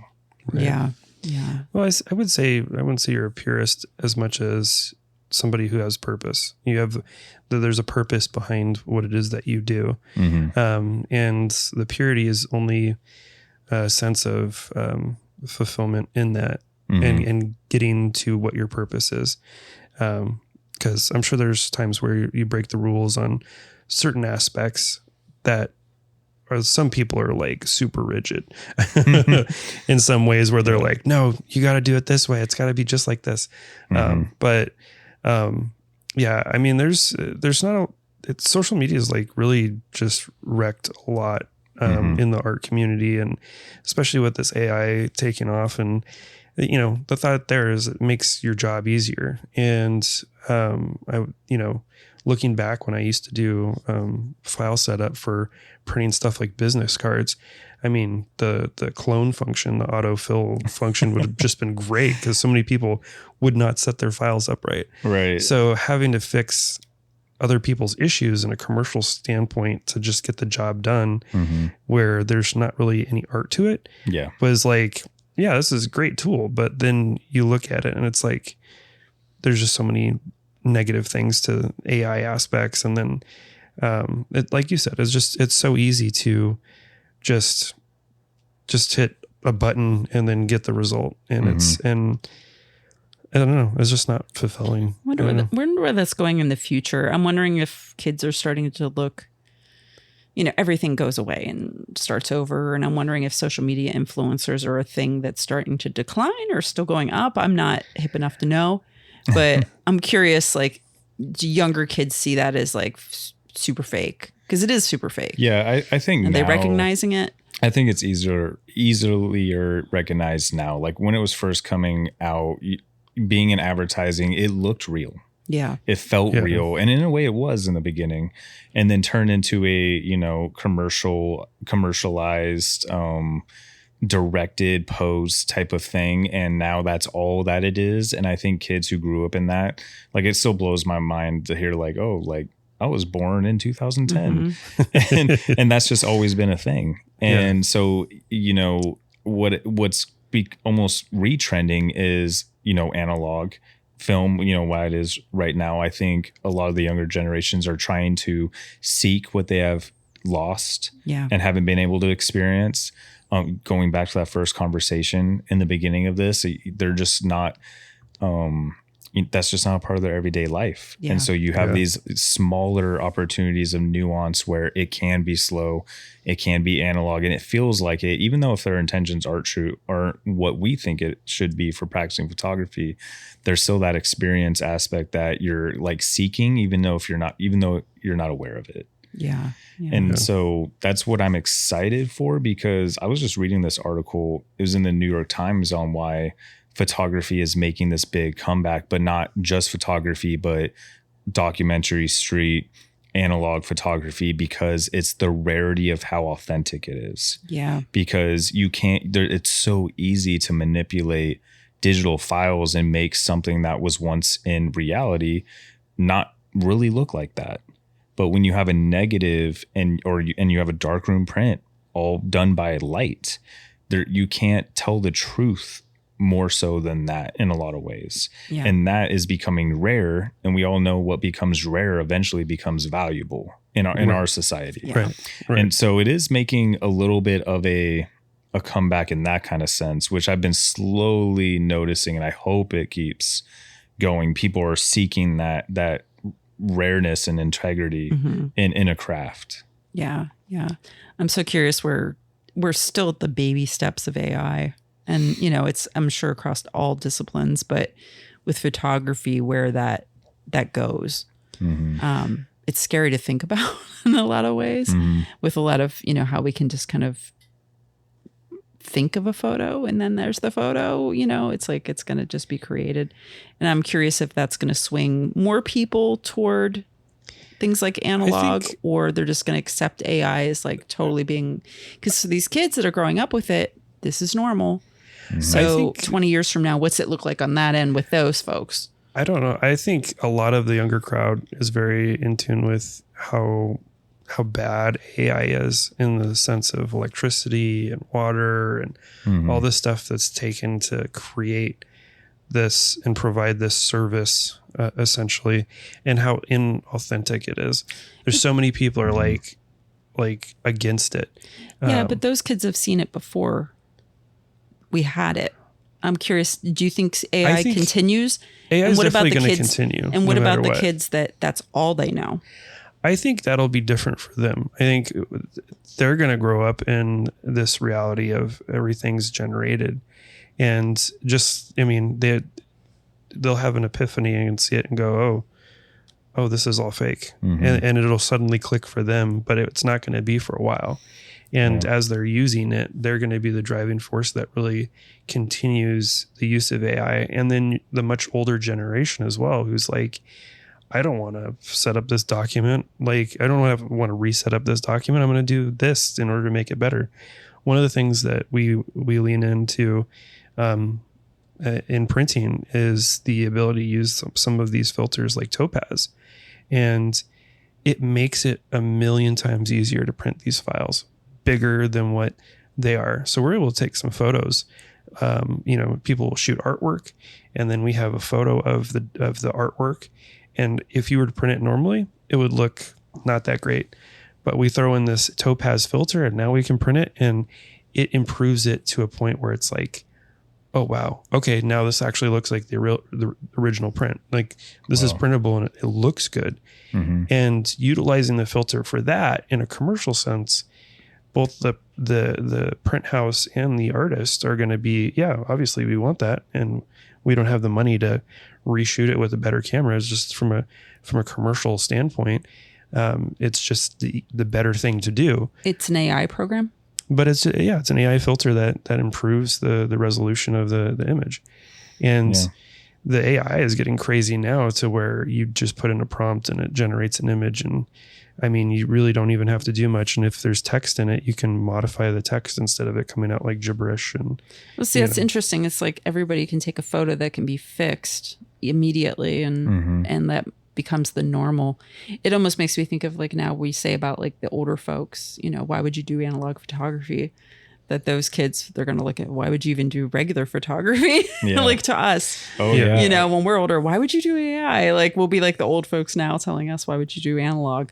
Because they're going to be looking at it probably in a very different way, which is kind of interesting, because if you have all the photos, quote unquote corrected, what becomes the aesthetic that people start looking for in the future? I just try to imagine, like, because everyone always wants to kind of fight back on what the current is. And if the current is, all your photos come out fine and perfectly clear, and the stuff that you don't want is not there, and everybody has these like, I'm assuming start becoming very similar looking photos, what's the trend become then? Like, so people start, pushing back and like, I don't know. I think some people use it as an artistic interpretation, and in some ways that's good, but in some ways that's bad, because it's cannibalizing other people's works in order to improve yours. Yeah, and, just not good.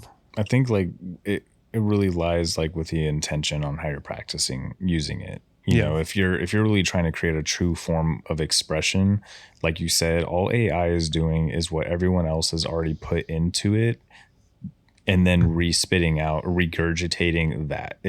There can never be anything authentic about it as far as coming from an organic source. Right. And I think, you know, I've used it a lot commercially as far as using it for business practices. I'm talking Right. like code and Yeah. data and spreadsheets. But I'm completely anti-AI when it comes to any kind of artistic, you know, manipulation, whether it be photographs or anything. Even practicing graphic design and drawing and painting. I think I really kind of look at it as just like, it's a cop out for you to say something that you didn't know how to say before. So you needed assistance through something that wasn't you. And I think that's a big part of the journey that you need to discover for yourself is, how do I say this through my being? I feel like that's the whole point. Right. And so that almost like that, that's what I was kind of excited to hear the AI discussion at the AZPA, because I was hoping they were for it, because I really want to hear that more of that side of the conversation. Like, how can you, because I truly can't see it. Yeah. And it's hard. Yeah. It's interesting though, because I think everybody looks at it through their own lens, Right. and their own way of doing things. Like, I am anti AI with like the design, the photographs, things like that. But then my day job is incredibly corporate, and AI is the most corporate thing I've ever experienced in my life. Oh yeah. And it knows the jargon, it knows how to form things. And it's like, it can take a very casual sentence that I write and turn it into something that is completely corporate and super acceptable to be spit out there into the world. And I find myself using it a lot in my corporate world. It's not lying or doing any of the wording for me. It's really just rearranging my words into a more corporate speak, you know, that's more acceptable in that kind of way. So I'm using it in that sort of fashion. But it's interesting because I think everybody, depending on what their background is or what they do, like people that don't come from photography backgrounds, they don't come from art backgrounds at all, and they can't tap into that. They have it in their head. There's a lot of people that have like things in their head and they can envision what something looks like, you know, in a photo. Oh, you know, they know what a good photo looks like. They know what good art looks like, but they can't do it themselves. They have no idea how to do that. But AI almost lets them unlock that piece of them that they couldn't unlock before.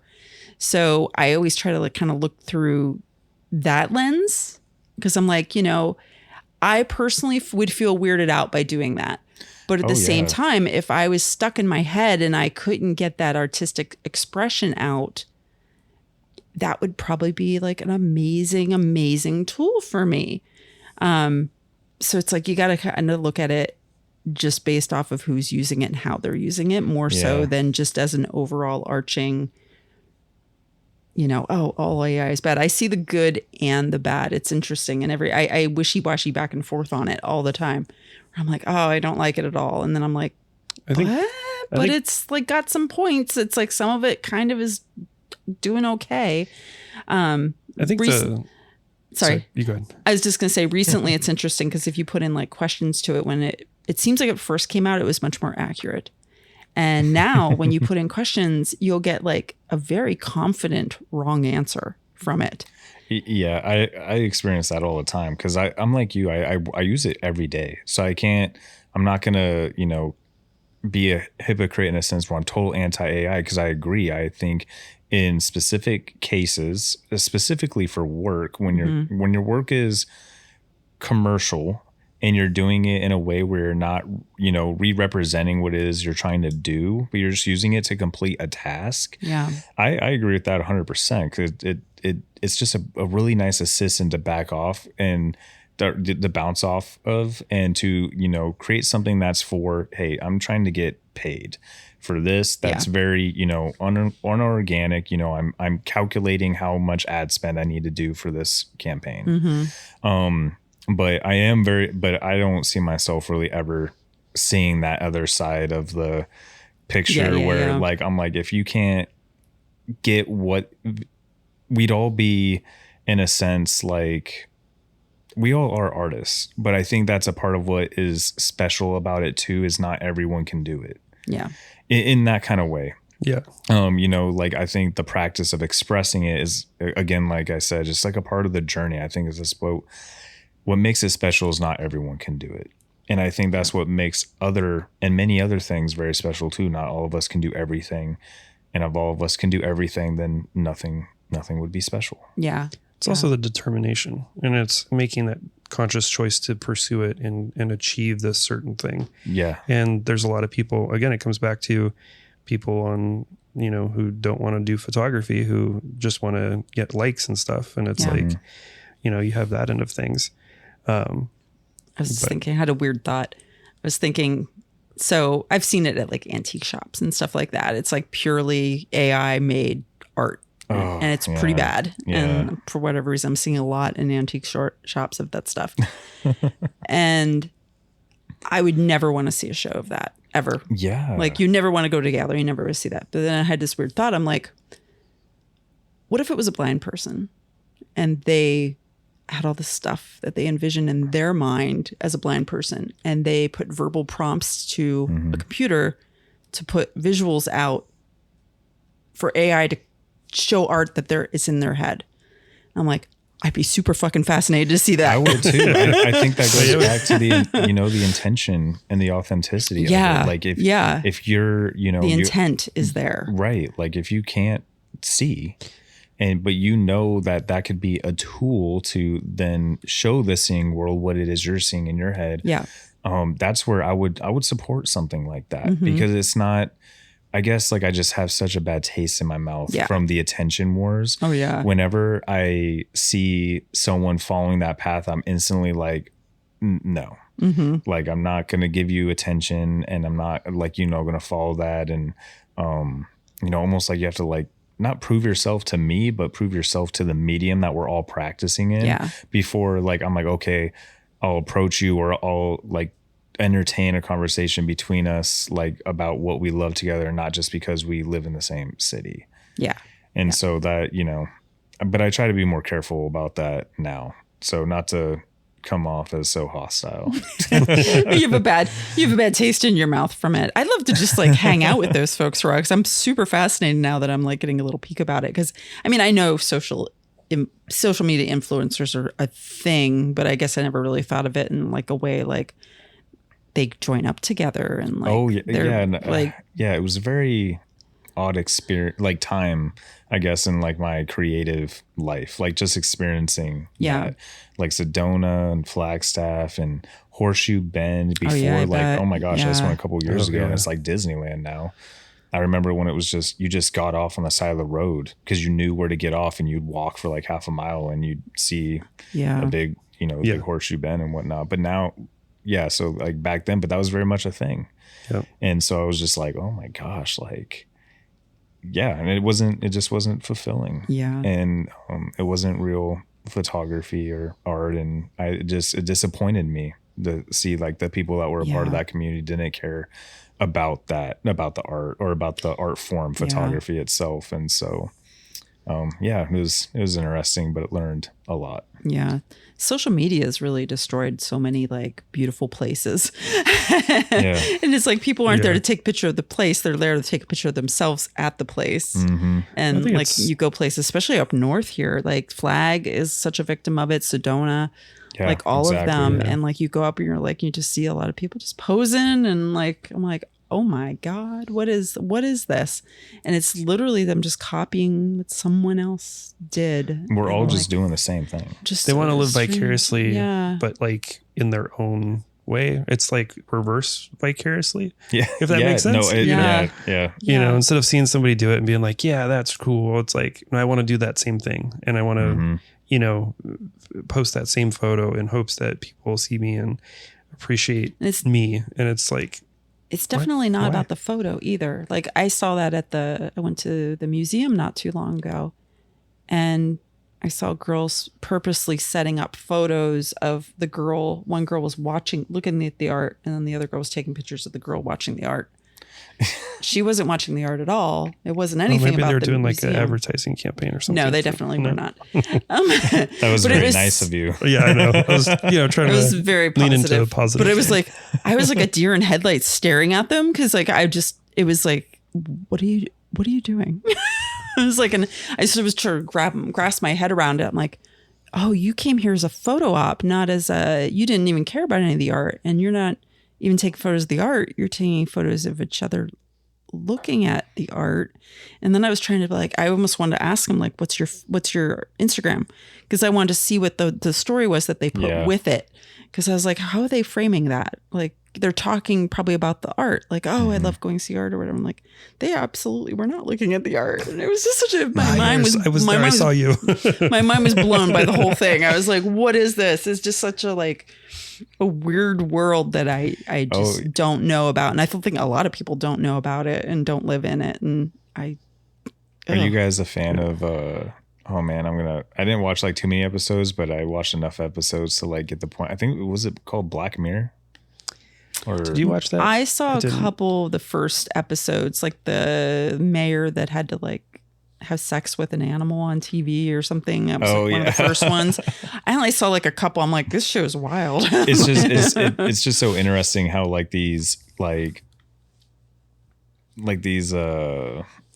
these storylines are so accurate of what we're experiencing in reality today. And I think movies are a fun way to like kind of look at where we're at, because a lot of that's just storytelling, but it's mirroring. Yeah.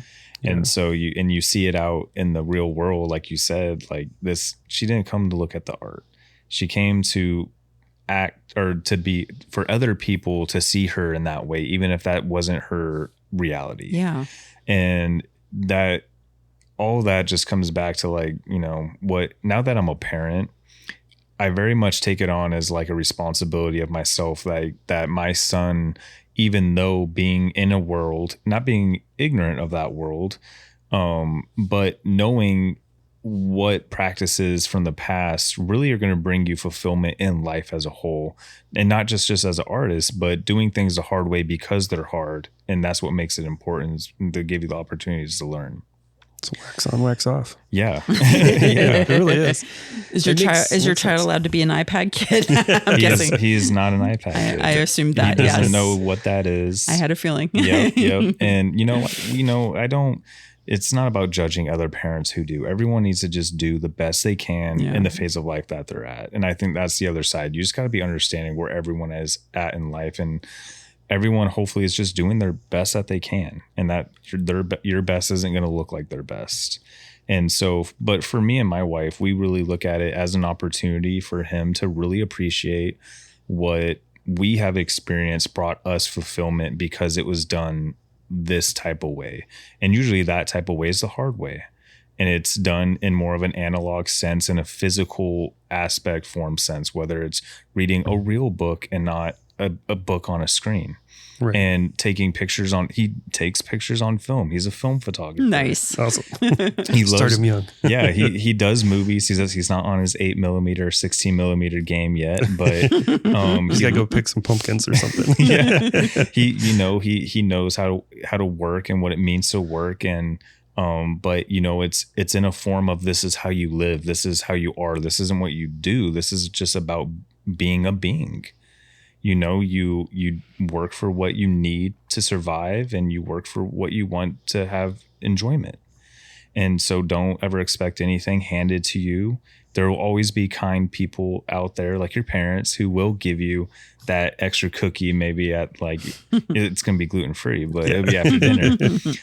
But I think it's important for every generation, to teach. And that's like what I even want to incorporate, even with photography down the line, is like, and kind of what you touched on really quickly earlier, Stacy, with gatekeeping is, eventually, maybe for a certain amount of time, hold your practices.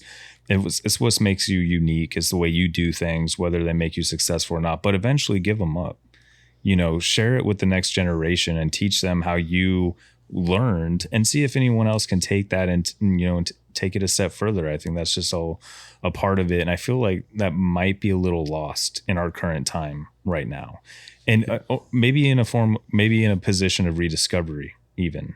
Yeah. And so I hope people just keep pushing that. And I mean, that's something that we intentionally are trying to do. Yeah. And so that's all you can do. Yeah. I think it's like a practice. It's like a magician, a magician does a trick. He's not going to tell you the trick because then it ruins the magic. Right. And until that magician, retires or whatever, then it's just like, I guess it's a little different because the whole idea with a magician is the trick. So giving up the trick is a little different, but you got to teach the trick to someone else. Otherwise they can't do the trick. Magic doesn't live on if you don't teach the trick to someone else eventually. Yeah. And so that I've always also kind of looked at gatekeeping like that. I've always respected people that were like, okay, hold it on for there, but don't totally keep it until like the end. If you're no longer practicing that, then hey, give it up to people who you feel are gonna, take it to the next level or, just play tribute to that. So give people the knowledge to do it themselves, but don't give them everything because that's not learning anything. They're not going to learn from that. They're like, a lot of people love that. They just want to jump to like the end game. Yeah. But give them the tools. Yeah. That's not gatekeeping. You give them the tools and it's up to them to take the next steps. I guess the challenging thing too is that you don't want to teach the trick to someone else because they're just going to take that trick, do it better than you, charge a little bit more, and then kind of like outdo you and put you out of business in a sense. And that's kind of what's happened with society is we've been pushed into this position of like commoditizing or monetizing. Commodity and monetize, yeah, there you go. A mix of those two words, but monetizing everything and figuring out a way to make money because it's challenging in today's society. But that was the other thing I was going to say about AI, which is a little concerning, is that I don't think AI is going anywhere. It's that it is going somewhere, but it's becoming more and more real every day and used by more and more people every day. And in a commercial sense, if you don't use it, you're going to get beat out by somebody else in a sense. So 100%. I mean, that's just the sad reality of what it is. And because it's nobody's going to go, oh, we're just going to stop doing AI because of ethics. That's not going to work like that. So in that sense, you kind of have to do what you can.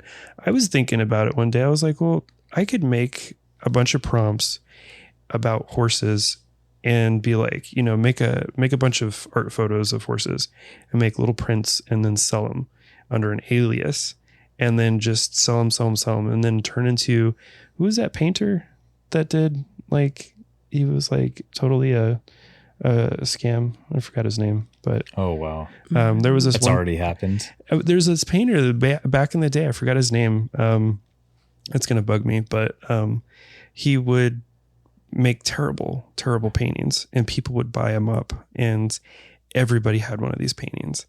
And there's actually a documentary on him somewhere, but essentially he wasn't even painting them. He would have his people in a giant warehouse essentially paint these for him. Oh wow. I forgot the name. You know the I don't. name. I'm just not ringing any bells. Sorry. Well, it sounds interesting. Was it horses? No, it was little fairy villages type sort of vibe. Thomas Kincaid? Yes. It's him? Thomas Kincaid. Wait, I didn't know this about Thomas Kincaid. Oh my God. I mean, I never liked Thomas Kincaid work because it's just god awful for grandmas, but that's a little bit of a, it's off topic, I'll but have to go down. Look up Thomas Kincaid. So but essentially that's kind of that's true. He was kind of everywhere. And if you got a Reader's Digest or something, there was much you buy the shitty shit coins.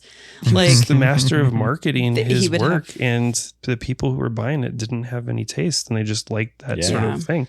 Yeah. And they spent the money. Is the person who bought the art out? I mean, no. Yeah, and they always sold those kind of they were investments.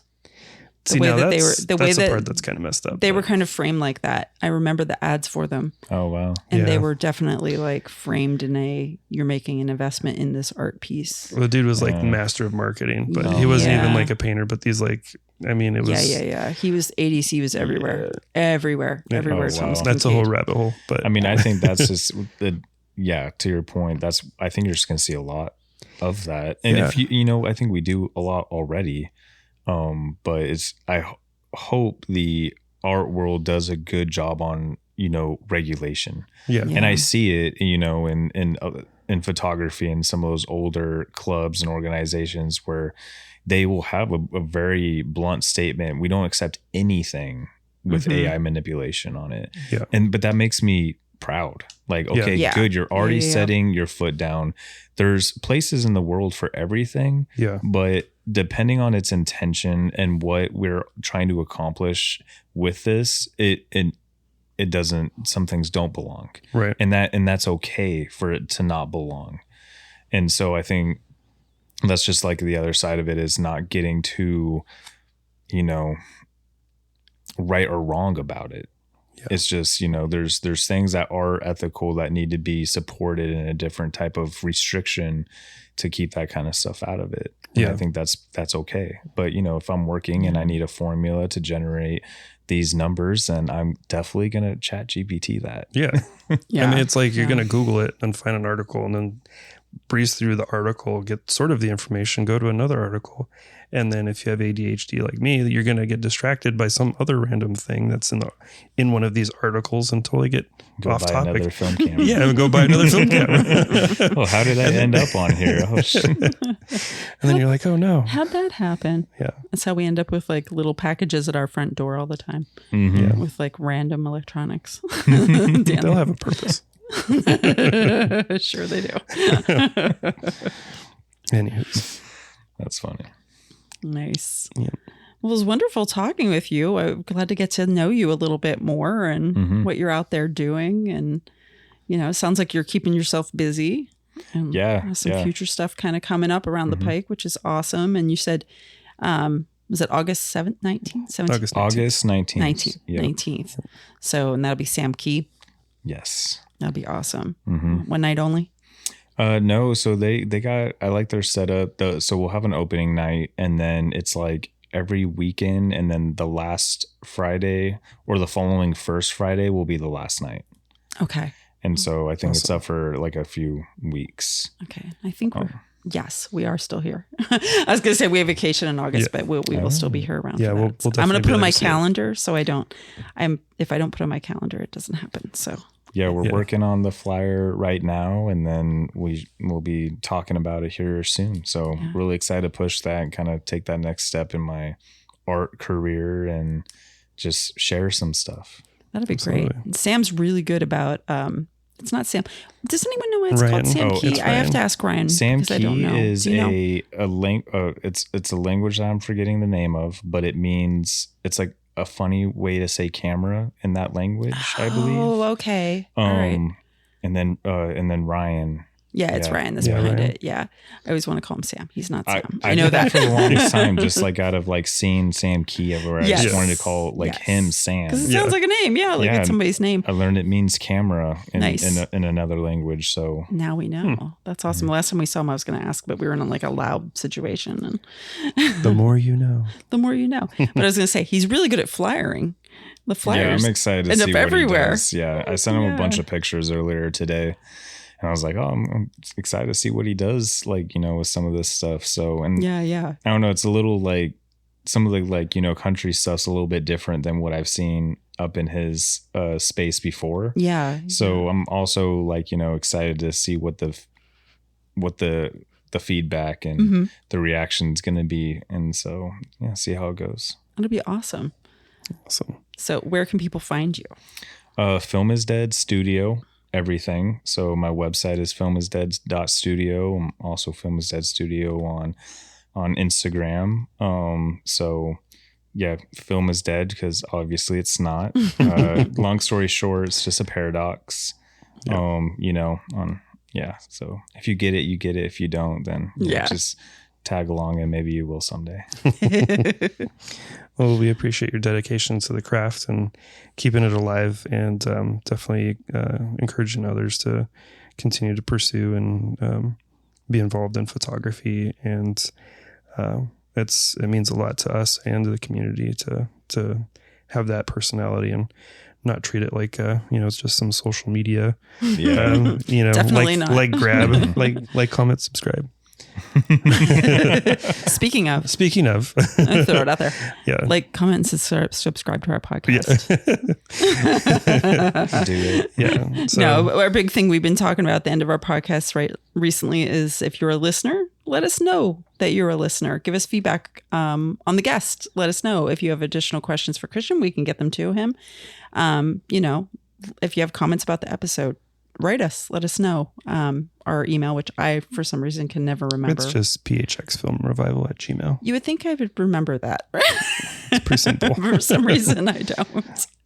Or you can go through our Instagram as well, and then message us, and then we'll talk about you on the air, and we like feedback.